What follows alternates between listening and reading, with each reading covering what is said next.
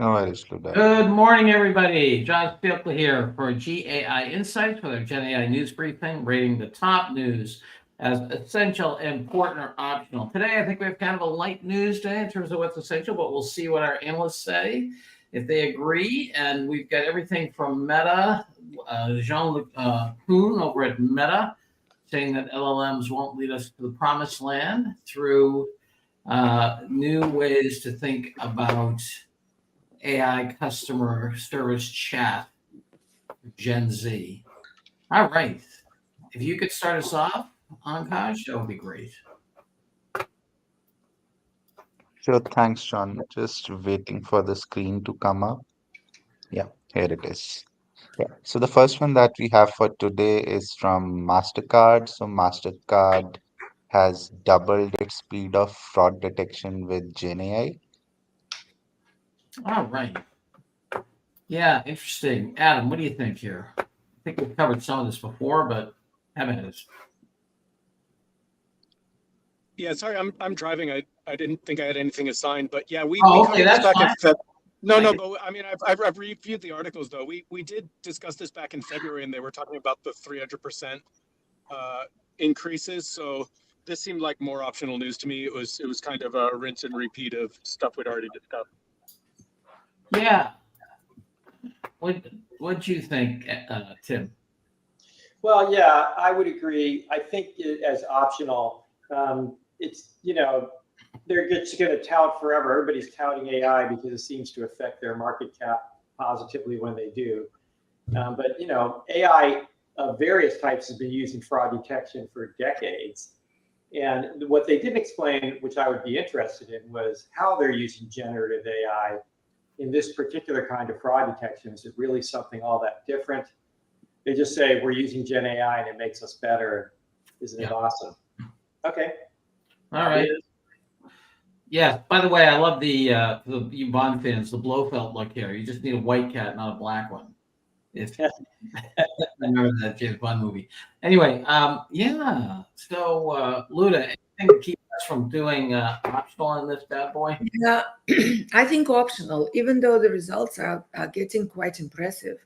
Yeah. 300% speed and also proactive identification of potential fraud and potential cards that were in different areas that they might have been compromised. So there is a broader network of information that they're leveraging, and that sounds really good. So it's only to be better, I think, but optional.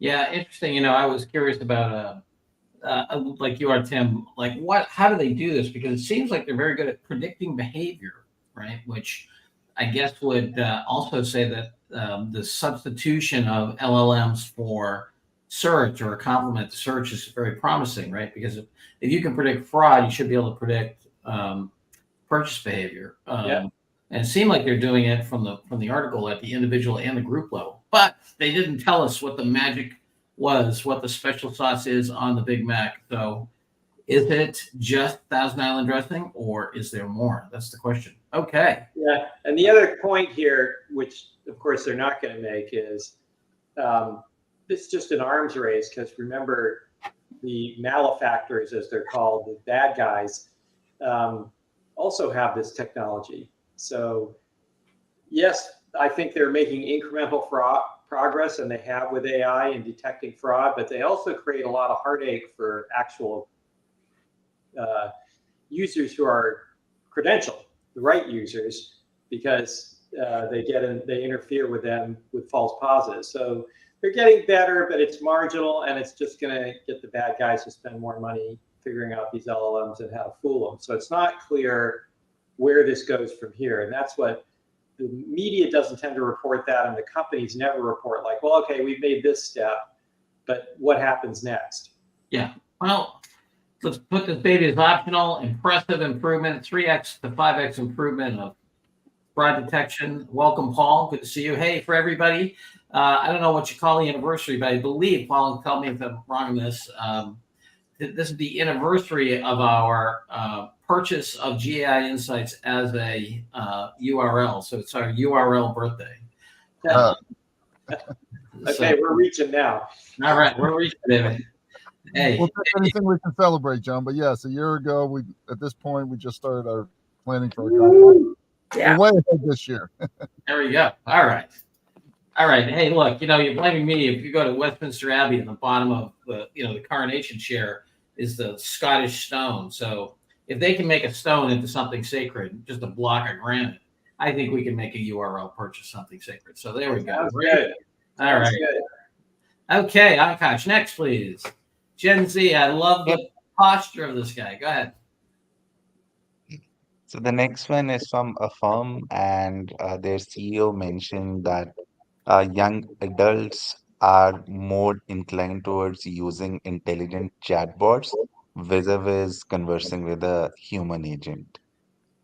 Yes, I do love this guy's confidence. He's launching a new card. He's not JP Morgan's talking his stock down, but he looks like he's ready to take on the world.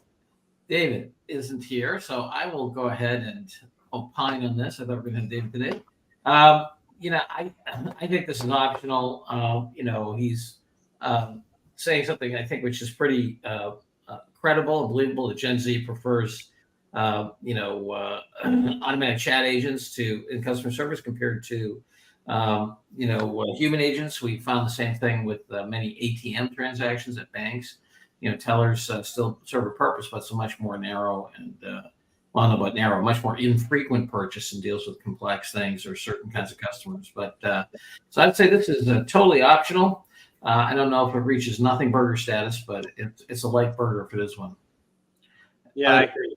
Yep, totally optional. I think there's zero insight here.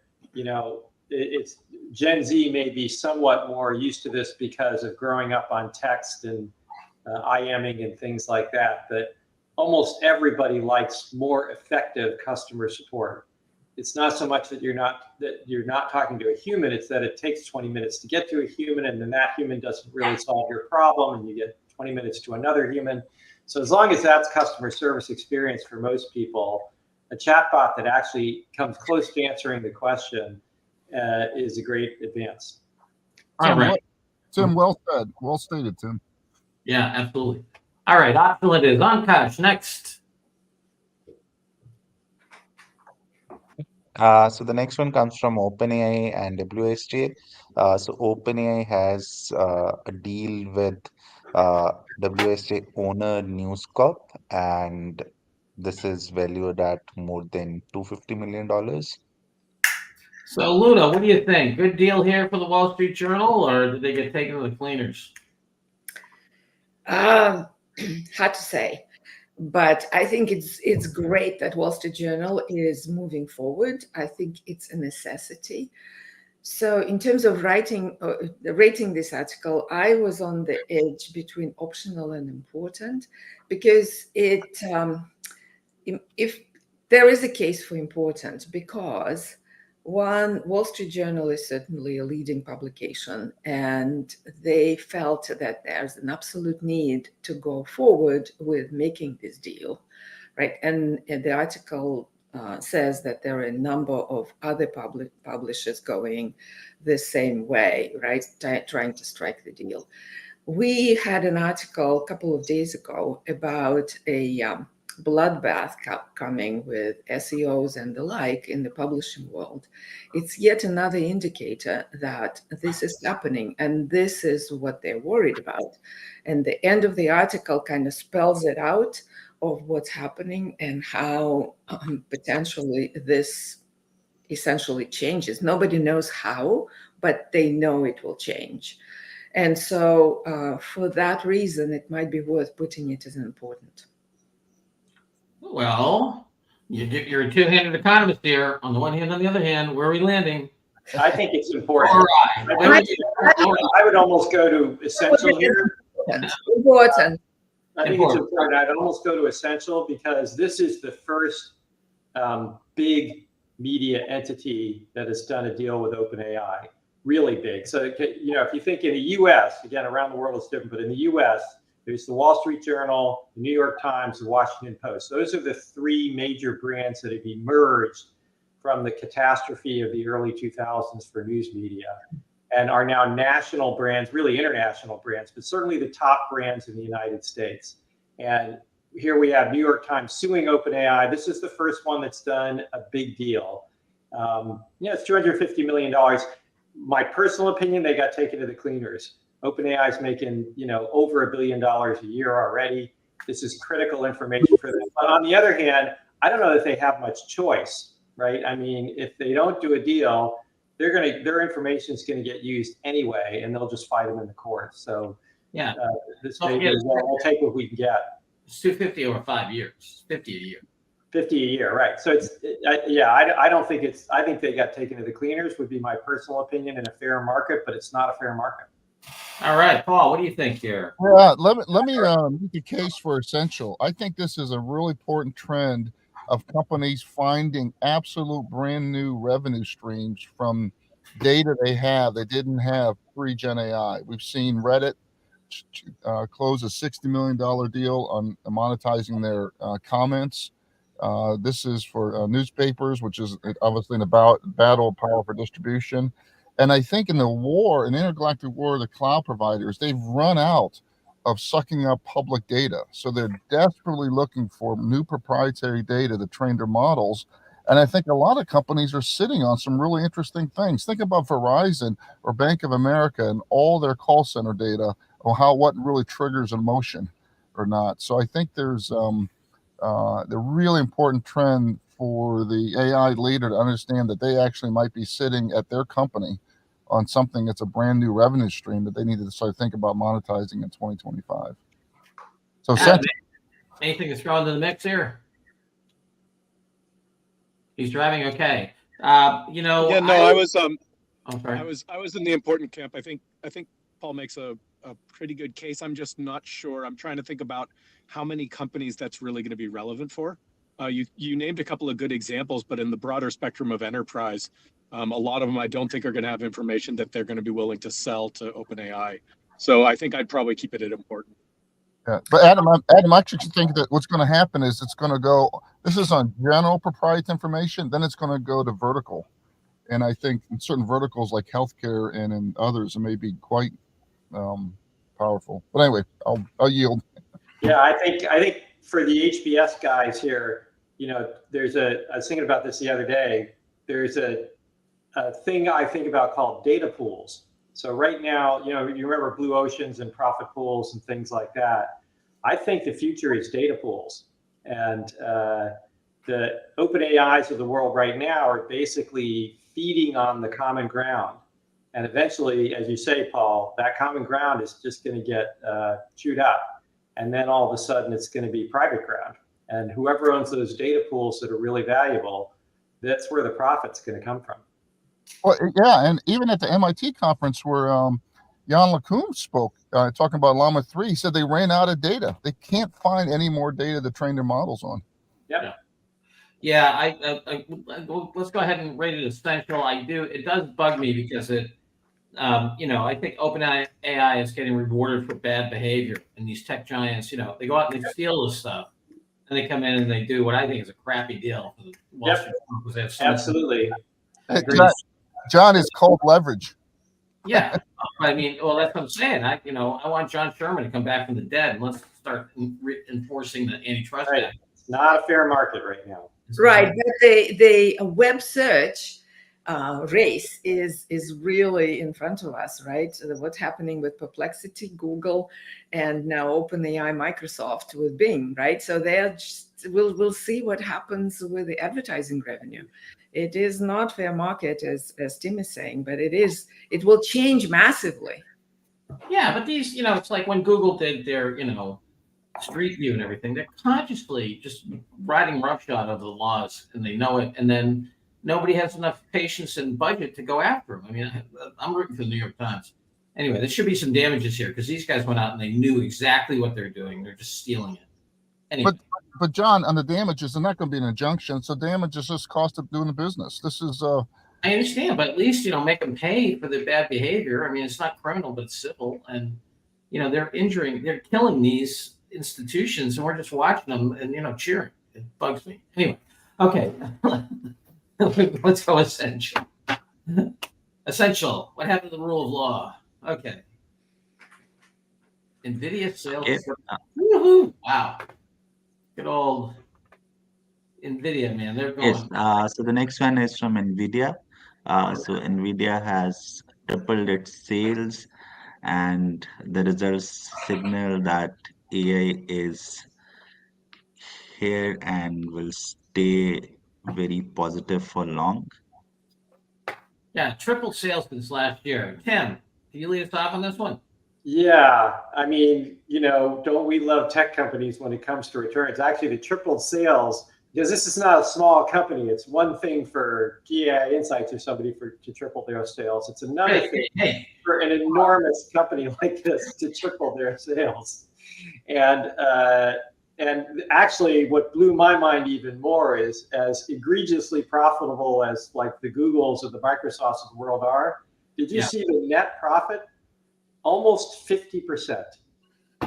So what was really staggering is not just the advance in revenue, because oftentimes, as we know, large advances in revenue come at the expense of net margins because you have to invest for the growth. In this case, they have increased their margins to unbelievable levels. These folks are printing profits. Tim, I want to emphasize. It's breathtaking. It's Moderna-esque. It's really, yeah, it's amazing. Right, so at least for the next year, and their backlogs are still miles long. So there's nothing slowing down for a while. Correct. Eventually, we presume the musical chairs game will be played, but right now it's not anywhere in sight. Well, and Tim, think the chart we're looking at right now. Think of the next 4 quarters. That's going to grow to 25 billion. We're talking about quarterly profit of $20 billion. Yeah, it is quite something. And where's Intel? And where's Intel? Intel, you can't even. They're so far in the caboose, you can't even see them. AMD, the whole, as well. Yeah. It's going to be interesting. The Cynthia Montgomery and Michael Porter many years ago did a 25-year-long study. A study of a 25-year panel of data on which industries had the highest return on equity, and turned out that it was the top 3 were semiconductors, securities issuance, and pharmaceuticals. So your ability, even if you look at Taiwan semiconductors, gross margins are over 50% as well. So it's a hugely profitable market when you get it right. At the moment. What's that? At the moment. So at some point, like with Moderna, something the newcomers will catch up with them. But yeah. Yes, but Porter's interest, along with Cynthia Montgomery, is what's the profitability of an industry based on its industry structure. So maybe it's not Nvidia, but it's going to be somebody in semiconductors. Yeah. Because if you take a look at Porter's 5 forces, substitutes, barriers to entry, competitive, rivals, and let's see, buyer power, supplier power, substitutes, competitive rivalry, and barriers to entry, right? Yes. Those 5 forces are very good for our friends in the But John, realistically, what stops this Nvidia train the next 5 years? Nuclear war. No, I think substitutes. Like, a lot of people are investing a lot of dough for substitutes. The big guys are vertically integrating. The thing about semiconductor chips is that they trade like oil. They go from value to cost, and cost is way less than the $30,000, a chip that they're charging.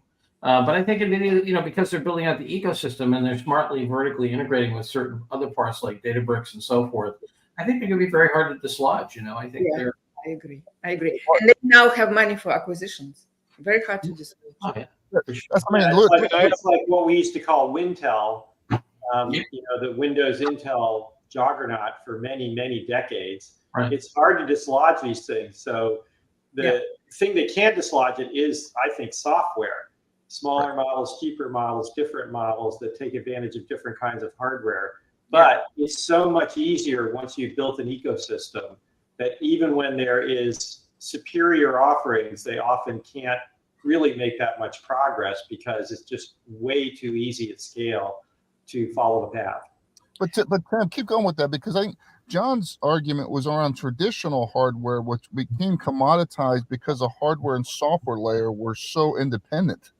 This is much closer, right? So if they're buying all the most innovative software companies on there, maybe this doesn't collapse from $30,000 chip all the way to the actual cost because of the software. Yeah, I think they'll be able to hold up for longer. But it's mostly a matter of who owns the ecosystem. When Windows owned the ecosystem, Intel could just drive those chips like crazy. It's really Windows that was driving everything, but Microsoft had no reason to argue. They were making plenty of money. And I think the Databricks, they're being smart. NVIDIA is being very smart by embedding themselves with the top software vendors that really own the customer experience. It's very difficult to dislodge, and it'll help them retain their margins. Yeah, we haven't actually rated this, by the way. Yes. Yeah, I had a quick question for Tim. Would you consider this essential or upper pocket important? I would call this upper pocket important because of the dominance of NVIDIA. Although, again, for an AI leader, knowing the financials, I think they're important because I'm a believer in what John's talked about a lot, that the amount of capital these folks have has a huge impact on their ability to move markets and do things. And so I think it's important. And I have been listening here and there over the last few days. I've had the opportunity to listen to a couple. So I'm very flattered that I've created a cultural meme here. There we go. John, I want to note, though, that as a chalk holder, we have the left hand, right hand, upper and lower pocket at 2 different levels. So Now, that's one of the things I've used many grading systems over the years, and the thing that always strikes me is whatever the grading system is, if it had 22 levels, people would make 42. Anyway, Michael Novak says NVIDIA inside Julie A-Leg. Dr. Julie says, "Hey, look, that's exactly what happened when I bought my laptop a while ago." So Michael's saying, "Hey, it should be, it'd be surprising if they didn't have this kind of thing." But at the same time, we're going to rate it important and move on. We're running low on time here, so we got another couple to go. Akash. Okay. So the next one comes from Meta's AI chief. So Yannick, and he argues that large language models will not reach human intelligence, and we need different kind of reasoning models for an AI model to reach human level intelligence. Yes, here we have Jan LeCun, bow tie and all, telling us, "Don't worry, LLMs won't get us there." Okay. I think I asked Paul. Yeah, this debate's going on. I think this is absolutely orthogonal to the AI's leaders' implications the next 18 months. Optional. Optional. Actually, I would respectfully disagree, and I would rate this important. And there are 2 reasons. One is I always think it's important to read the other side. So there's so much, the dominant media coverage is all the great things that LLMs are doing, which I think is important, and that's why we cover it. But I also think it's important to read other points of view. And this guy's no slouch, right? He runs all of Meta's AI, and he won the Turing Award, which is the highest award this is a Nobel Prize for computing. And he's making a point that's also important, I think, for AI leaders to understand, which is to understand the limitations and at least get other perspectives on where the boundaries are, so you just don't run after these things blindly. So they're incredibly valuable. We've been big cheerleaders, and I think rightly so, of the current LLMs. But it is important to realize they have limitations and what those limitations are, and get another perspective. So that's my 2 cents. Adam, what's your sense here? I don't know, Tim, you make a pretty good case. It felt a little too much like him marketing what he's developing. Like if this were coming from anyone other than him, I might consider it important, but he's making the case for why he's doing what he's doing, which I would expect, which is why I kept it in the optional camp. Yeah, I'm with John. I'm with Tim. I'm actually of the same opinion that current LLMs would not reach human intelligence, because what we do now is train them with additional data to do the reasoning, train them with additional data to do the software writing, and the like. They have significant limitations. They're enormously useful, but they have significant limitation in the way to get to the human intelligence. So I think it is important, if not essential, to understand that. All right. Well, that was totally optional because I think that first of all, I think this whole line of reasoning is it's like asking Boeing, when are you going to make a better bird? When is the plane going to be like a bird? You know, it doesn't fly like an albatross. It's a totally wrong-headed analogy. These things have nothing to do with human consciousness. They think already that they think like machines think, the way planes fly like planes fly. You know, will we have, you know, the AI equivalent of supersonic and, you know, space jets and all that other stuff? Sure. But they're well beyond what humans can do already in certain ways of thinking. I think this is a really dumb argument. And, you know, what That's how you really feel. yeah, well, it's just the real issue is, you know, what the real issue is what this does to labor and power, things that people care about, and you know, the accumulation of new forms of capital and property that are, you know, just not being talked about. That's why I get so mad about the other thing. These knuckleheads are, you know, property is the basis of liberty, for heaven's sakes. You know, anyway, drives John, me on the that we Hold all on. Go ahead, we Luda. agree with the current LLM as humongously useful for a lot of things. This yeah. the argument about reaching human intelligence levels. They're not. That's a different argument. Whether current leaders need to know about it, that's what we're talking about. I think It's optional, but I will bow to my colleagues, not in a democratic sense, but in a Republican sense, in the sense that we have had a debate and come to an important reading. Okay. Well, John, two quick things. So, Luda, I want to acknowledge that the king of chalk has bowed to the public opinion. And second, I think we actually need to Republican debate, not the public opinion. fair enough, correction. And the second thing, Luda, I think we need a John Sviokla anger meter. You know, if he's 7 or 8. no, I couldn't have done it without Tim. This is a technological argument, John. You need to know how they're made, and they really seriously have limitations. Yeah, no, it's okay. We're gonna give it important. All right, next. Okay, the next and the last one comes from Snowflake. So Snowflake has acquired TrueEra, which is a LLM observability vendor, and now Snowflake will provide this functionality within its data cloud. All right, so no grass growing under Snowflake here. I'd given this to David. I thought he was coming today, but he's not. So I gave this as optional. Look, it's an important new capability that they built in terms of model testing, and they're building on their TrueEra capability from before. You know, it seems like a combination of a development guide for what kind of testing and capability, as well as a newfangled error detection and bug fix set of software. You know, seems to be important. Snowflake's obviously got a ton of market momentum, but you know, this read like a very useful product announcement in a domain that you know, I think is is important, but to me is optional for our AI leader. So that's how I came down. I don't know, Tim.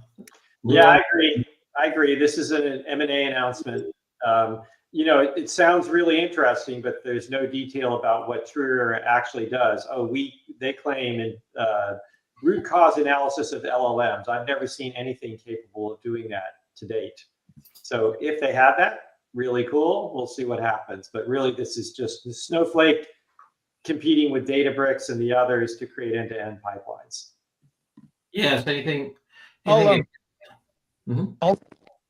If I can, I'll throw in one one case for important, which I hadn't really considered. So it does say TrueEra is a startup providing tools to test, debug, and monitor machine language models and LLM apps in production. And up till now, I hadn't really heard of any vendors who are offering that kind of service. And it is something that our AI leaders need to be thinking about. It is something they need to be considering in terms of what is their strategy for observability and how are they going to address these challenges as they start bringing these things into production. So for that reason, just bringing TrueEra sort of into the limelight and the considerations around what they're offering seemed like potentially an important reason to highlight this. All right. So on balance, I think we're going to give it an optional, and we'll keep an eye out for more of this, as you say, an important trend for the vendor. And Onkaj, what do we got here? All right. So this is a much more interesting news day than I thought. OpenAI, the Wall Street Journal, as essential. We have an optional on Snowflake's acquisition and optional on MasterCard and Gen Z, and important on Nvidia sales tripling and Meta AI telling us that large language models will not reach human intelligence. Okay. Any announcements or issues for our audience? All right. Thanks, everybody. It's great to be with you. We'll see you tomorrow morning on our Friday news briefing. And thanks to our analyst team. Bye now.